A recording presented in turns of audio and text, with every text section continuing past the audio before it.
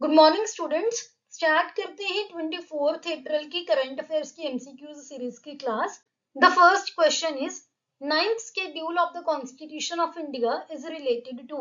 जो constitution of India है, भारत का संविधान है, उसका नाइन्थ शेड्यूल किस बारे में है? Option A is local government, option B is anti defection law, option C is judicial review and option D is scheduled area.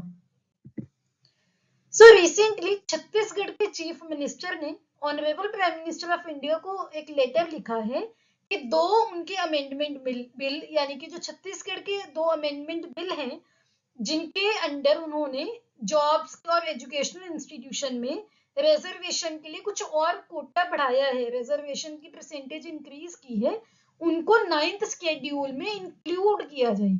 तो बेसिकली नाइन्थ शेड्यूल है क्या?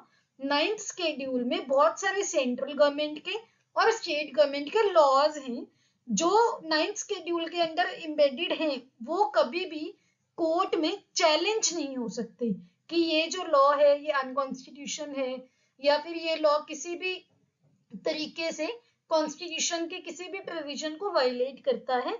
और जो नाइन्थ शेड्यूल है वो कॉन्स्टिट्यूशन में फर्स्ट अमेंडमेंट एक्ट 1951 के through add किया गया था।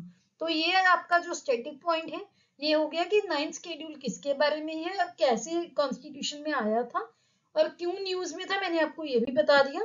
तो इसका आंसर है option C, that is a judicial review.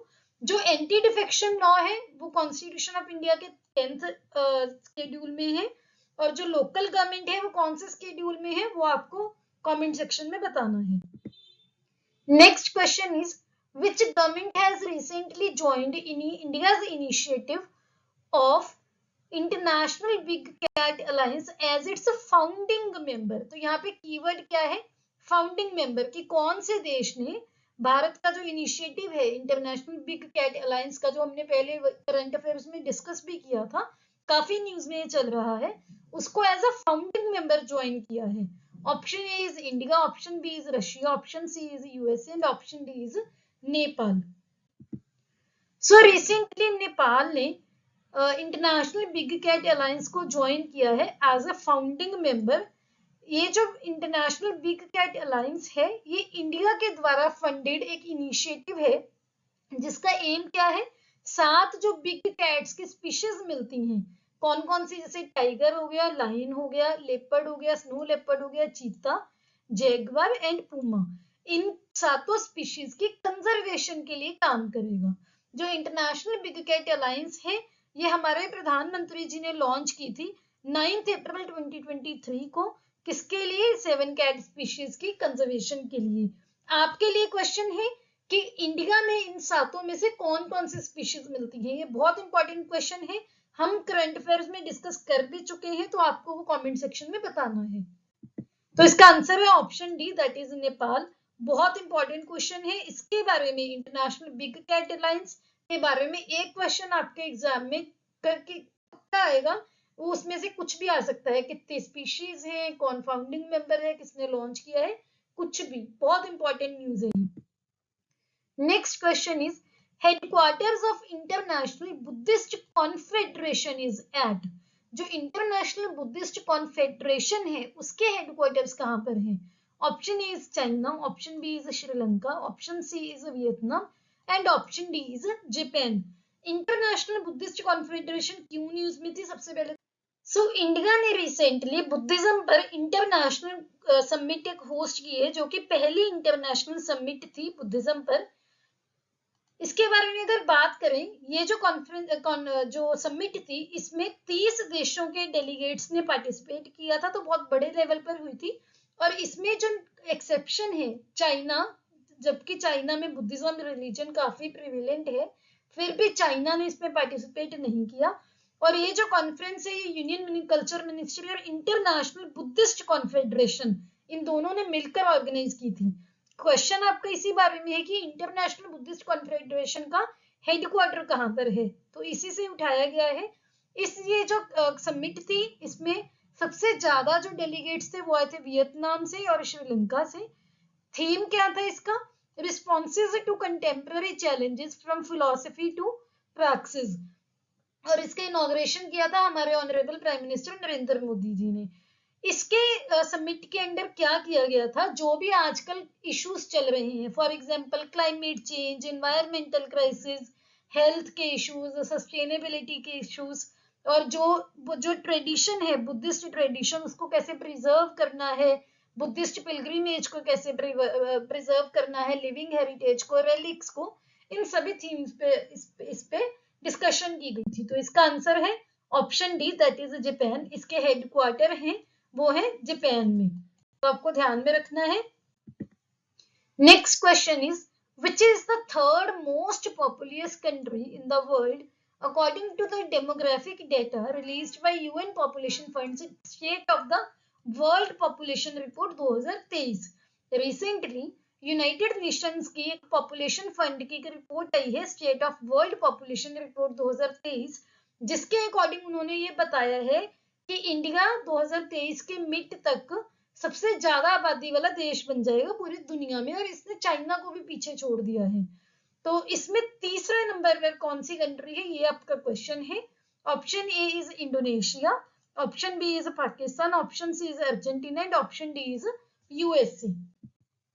सो इसके बारे में हमने एक शॉर्ट वीडियो बनाई थी, हमारे चैनल पर है, उसका लिंक मैं आपको डिस्क्रिप्शन में दे दूंगी, आप वो देख सकते हैं डिटेल्स के लिए। और इस क्वेश्चन का आंसर है USA.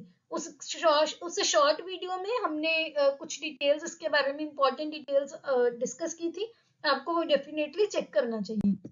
Next question is exercise Orion is hosted by which country. जो एक्सरसाइज ओरियन है ये किस देश ने होस्ट की है। Option A is Japan, option B is China, option C is France and option D is Taiwan.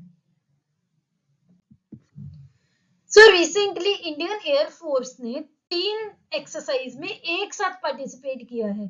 कौन कौन सी, एक तो हुई इनिकॉस 23 जो कि ग्रीस में हुई है, जिसमें सुखोई 30 MKI फाइटर जेट्स ने पार्टिसिपेट किया। इसके बाद एक इंडिया ने किया कोऑप इंडिया एक्सरसाइज में, जिसमें यूएस के साथ जो ये एक्सरसाइज थी क्लाईकुंडा में हुई। और तीसरी है ओरियन जो कि फ्रांस ने होस्ट की, जिसमें इंडिया के 4 रफल फाइटर्स ने पार्टिसिपेट किया। तो इस वजह से ये क्वेश्चन था, इस वजह से न्यूज में है। तो इसका आंसर है option C, that is France. Next question is toque macaques, a golden brown colored monkey is endemic to which country। Endemic होता है कि जो उस रीजन में ही मिलते हों। तो टोक मकाक एक गोल्डन ब्राउन कलर का मंकी है, कौन से देश के एंडेमिक है वो आपका क्वेश्चन है। Option A is Japan, option B is China, option C is France and option D is Sri Lanka. ये जो क्वेश्चन है ये करंट अफेयर्स का तो है ही है, लेकिन ये आपके इन्वायरमेंट का भी एक इम्पॉर्टेंट पार्ट है, क्योंकि जो स्पीशीज होती है न्यूज में उसमें से इन्वायरमेंट के क्वेश्चंस बहुत कॉमनली पूछे जाते हैं। तो ये इसलिए न्यूज में था क्योंकि श्रीलंका में इस टाइम पे बहुत लोग प्रोटेस्ट कर रहे हैं या अपोज कर रहे हैं गवर्नमेंट को कि जो वहां पर टोक मकाक्स मिलते हैं उनको चाइना को एक्सपोर्ट ना किया जाए। रीजन क्या है, वहां पर जो ये टोक मकाक्स है, जो गोल्डन ब्राउन कलर का मंकी है जिसकी आपको यहाँ पर पिक्चर दिख रही है, ये वहां पर जो किसानों का काफी नुकसान करते हैं, फसलें वगैरह खराब कर देते हैं। तो इस वजह से वहां की गवर्नमेंट ने इस पे सोल्यूशन ढूंढने का काम चल रहा है। अब चाइना ने ये मंकीज को इंपोर्ट करने का एक प्रस्ताव रखा कि ये मंकीज हम खरीद लेंगे कुछ पे करके, लेकिन श्रीलंका के जो कंजर्वेशनिस्ट हैं, जो इन्वायरमेंटलिस्ट हैं, वो बोल रहे हैं कि अगर हमने मंकीज को चाइना को एक्सपोर्ट कर दिया या बेच दिया तो इन मंकीज के साथ बहुत टॉर्चर होगा। ये बेसिकली टेस्टिंग लैब्स में ही इनका एंड हो जाएगा, क्योंकि वहां पर इन पे टेस्टिंग की जाएगी चाइना में। तो इस वजह से काफी बड़ी न्यूज लगी थी द हिंदू में। तो ये आपको ये चीज जरूर पता होनी चाहिए। आप यहाँ पर देख सकते हैं स्पेशली मेंशन्ड है toque macaques, a golden brown coloured monkey endemic to the country, which country, Sri Lanka. Answer है ऑप्शन डी, श्रीलंका। तो मैंने आपको इस क्वेश्चन का सिग्निफिकेंस भी बता दिया। Next question is recently which social media platform removed blue badge from handles of various politicians, influencers and union ministers। कौन से सोशल मीडिया प्लेटफॉर्म ने ब्लू बैज रिमूव किया है अकाउंट से, किनके अकाउंट से, इंडिया के politicians, influencer, union ministers etcetera, for example Amitabh Bachchan ji ने रिसेंटली इसके बारे में ट्वीट भी की थी, और इवन की यूनियन मिनिस्ट्री है जो हमारी ministry of electronics and information technology, उनके हैंडल से भी ये रिमूव कर दिया गया था। तो कौन से हैंडल ने किया था? Option A is WhatsApp, option B is Instagram, option C is Snapchat and option D is Twitter. The answer to this question is Twitter. So Twitter ने बहुत सारे इन्फ्लुएंसर्स, एक्टर्स के, इवन की यूनियन मिनिस्टर्स के, politicians के, और ministry of electronics and information technology जो कि इंडिया की मिनिस्ट्री है, जो कि सोशल मीडिया प्लेटफॉर्म्स को रेगुलेट करती है इंडिया में, उनका भी ब्लू बैज रिमूव कर दिया था, क्योंकि ट्विटर ने अनाउंस किया था कि जिन भी अकाउंट्स पर उनको ब्लू सिंबल को रिटेन करना है तो उनको कुछ फी पे करनी पड़ेगी, जो कि इस टाइम पे $8 है एक महीने के लिए। तो अभी आज ही ये दोबारा से रिस्टोर भी कर दिए हैं विदाउट एनी पेमेंट। तो ये काफी कंट्रोवर्शियल था, काफी न्यूज में चल रहा था, तो इसको आपको ध्यान में रखना है कि इसका आंसर है ट्विटर। इसके बारे में शॉर्ट था, मैं आपको लिंक में दे दूंगी डिस्क्रिप्शन में, आप देख सकते हैं। तो इसका आंसर है option D, that is Twitter. Next question is recently XBB.1.16 is seen in news. It is related to, जो XBB.1.16 है ये न्यूज में था, ये है क्या? ऑप्शन ए है मालवेयर, ऑप्शन बी है virus variant, option D C है एंटीवायरस एंड ऑप्शन डी है नन ऑफ द अबव। सो XBB.1.16 ये एक ओमिक्रॉन वायरस का सब वेरिएंट है। ओमिक्रॉन वायरस जो कि कोविड के साथ रिलेटेड है, जिसकी वजह से कोविड-19 जो सर्च के टाइम पे भी ओमिक्रॉन काफी था, अभी ओमिक्रॉन के और सब वेरिएंट्स दिख रहे हैं, जिसकी वजह से जो केसेस बढ़ रहे हैं। इसको WHO ने रिसेंटली वेरिएंट ऑफ इंटरेस्ट भी डिक्लेयर किया है ओमिक्रॉन के सब वेरिएंट को। क्यों? क्योंकि इसका जो इंक्रीज बहुत हो रहा है और जो इसकी ग्रोथ है वो बहुत हाई लेवल, बहुत स्पीड से होती है। तो ये 31 कंट्रीज में अभी तक रिपोर्ट कर भी चुका है। इसमें इंडिया भी है और यूएसए भी है। अभी तक 3648, ये इतना कोई जरूरी नहीं है, इतनी सीक्वेंस ओमिक्रॉन के XBB.1.16 वेरिएंट की रिपोर्ट भी हो चुकी है 33 कंट्रीज से, जिसमें इंडिया भी इंक्लूडेड है। और ये ओपन रिसर्च प्लेटफॉर्म है, एक GISAID ग्लोबल हेल्थ बॉडी है, उसके प्लेटफॉर्म पर ओपनली कंट्रीज ने रिपोर्ट किया है।